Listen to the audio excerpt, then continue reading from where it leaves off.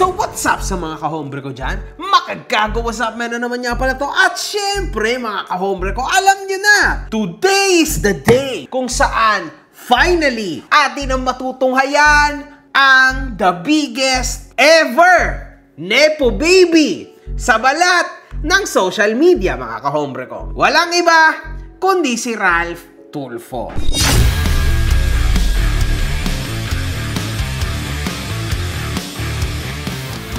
Hinahanap mo ba ako sa Facebook? I-follow mo na ako. Ito ang page ko.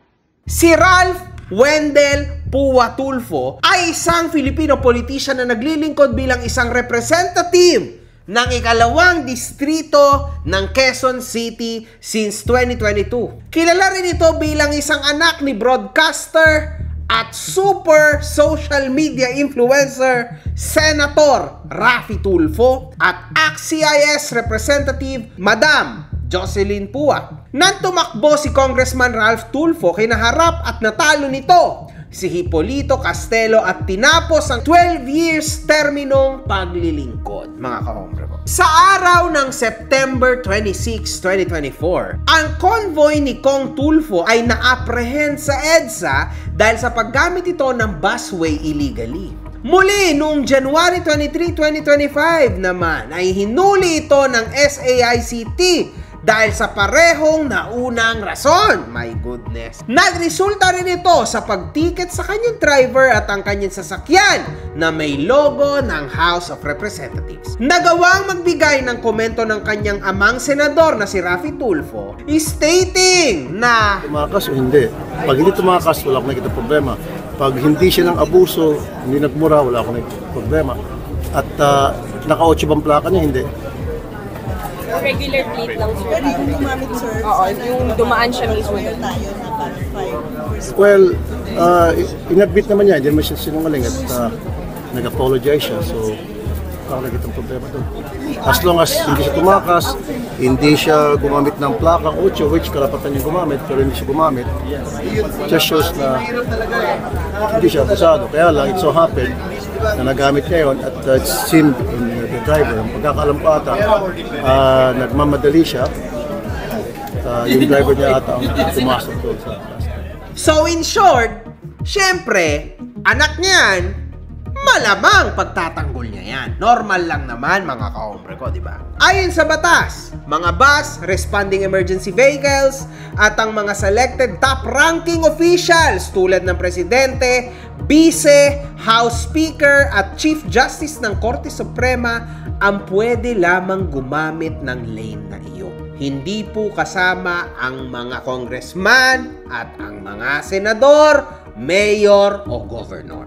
Parating yung tandaan.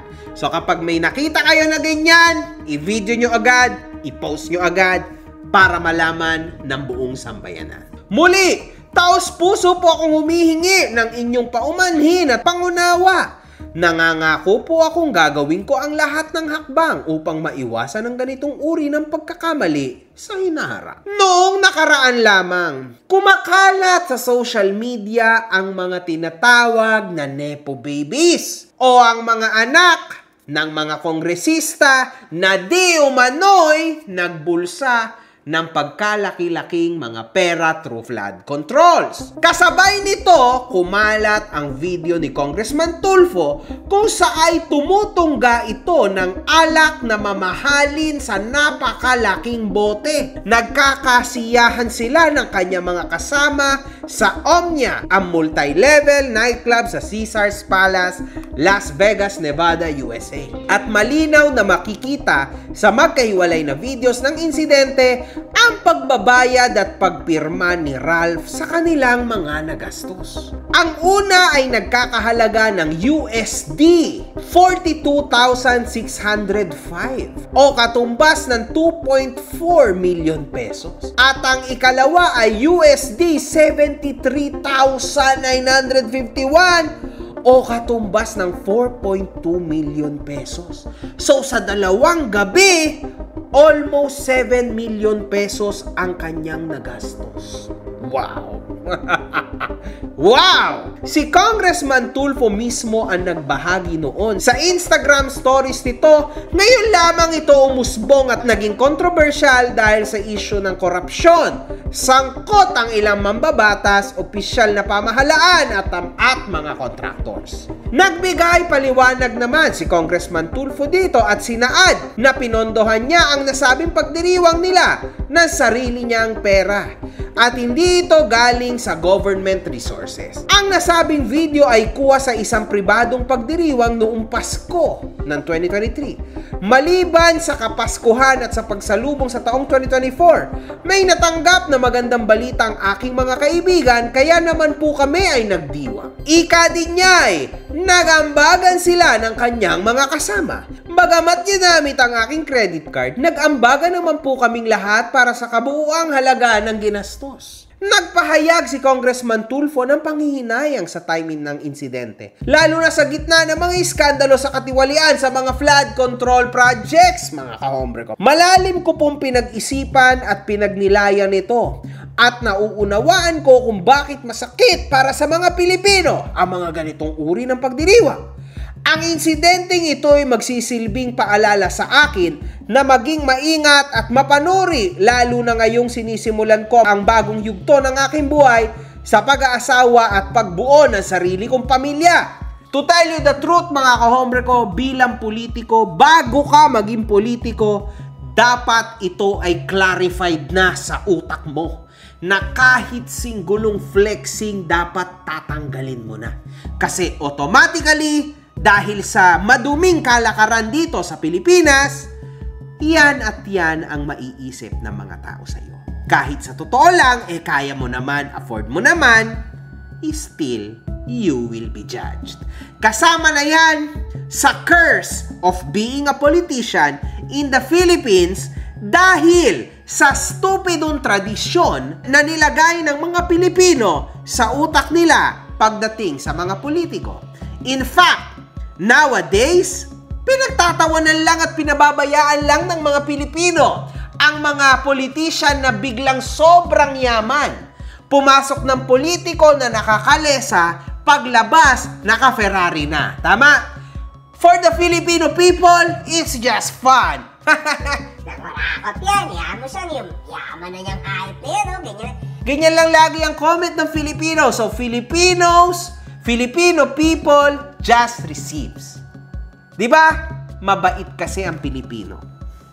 Sana matanggal na yung nakasanayan na yan na tradisyon.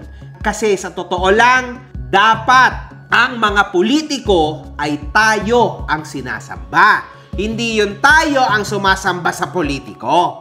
Kasi tayo po ang nagpapasahod sa kanila.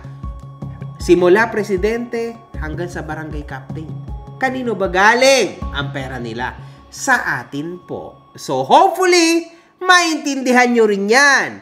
Hindi kayo po pwedeng matakot sabihin ang gusto nyo sabihin kasi this is your freedom. This is a part of your freedom na ipinaglaban ng ating mga national heroes. Kung wala ka ng freedom, edi wala ka ng buhay. Parati mong tandaan yan, kahombre ko.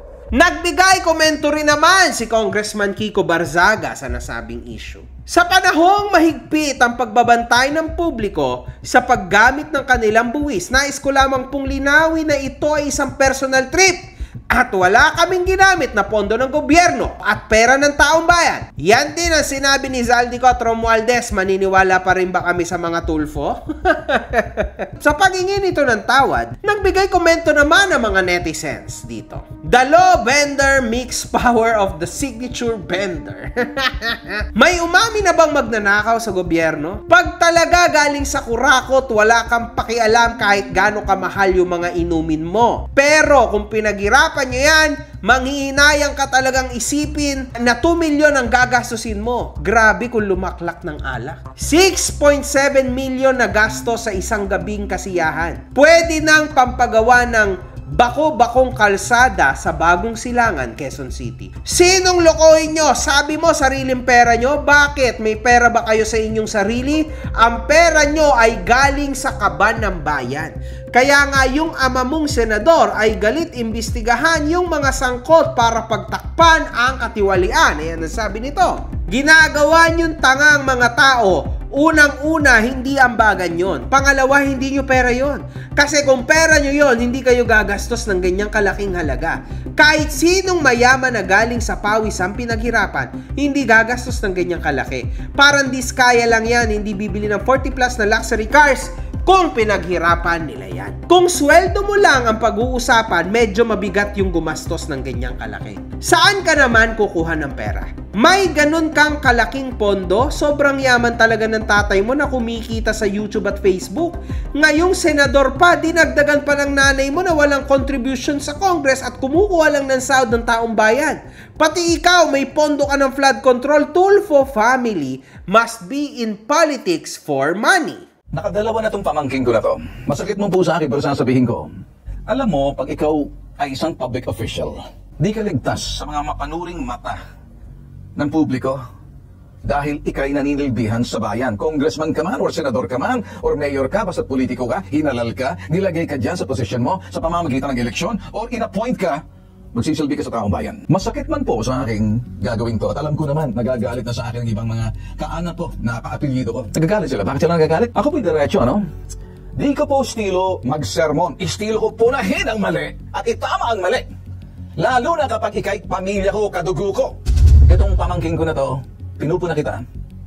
I am rebuking you publicly. It's not to shame you, but out of love.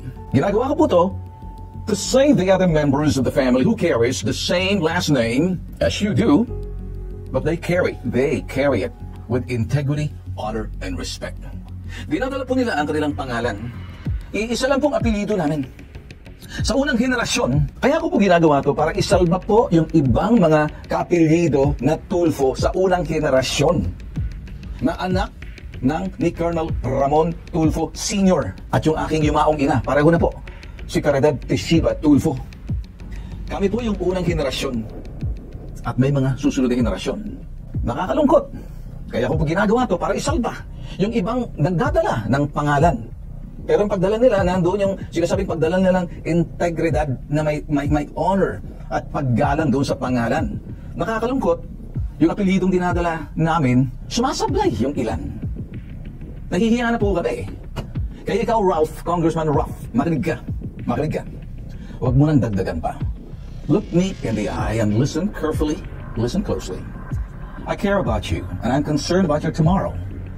Malayo pang mararating mo, iho. Lahat tayo nagkakasala, pero binibigyan tayo ng pagkakataon magbago because we are entitled, for a chance. Alam ko naman, humingi ka na ng public apology, but it comes with sincerity and accountability. Sana huwag na maulit. Huwag kang gumaya sa mga trapo! Sumunod ka sa prinsipyo at paninindigan. At sa tamang landas ng uncle mo, si Bitag. Masakit pa po sa akin, kumalat na sa social media. Alam naman pagdating dito, sasalba. So ayan mga ka-hombre ko, paalala ko lang sa inyo, no, bakit kayo may karapatan na bumoses? Bakit tayo may karapatan na bumoses? Ang pasahod po ng mga politiko na yan galing mismo sa mga bulsa natin. Tayo mga ka-hombre ko sa ating populasyon, tayo pong lahat ay mga consumers. At yung VAT ay dumediretso yon sa gobyerno. Yung VAT mga ka-hombre ko, kahit bumili ka ng lapis, di ba may resibo yon? May VAT. Automatically, nagbayad ka ng tax through that. Yung VAT ay diretso na yon sa gobyerno. Nagpagas ako, kunwari. 2,000 pinagas ko. Titignan ko yung resibo, 260 pesos VAT. 1,700 plus lang ang iginas sa'yo. Now you understand kung bakit kailangan mong makialam. Ultimong tubig na binibili mo ay may VAT.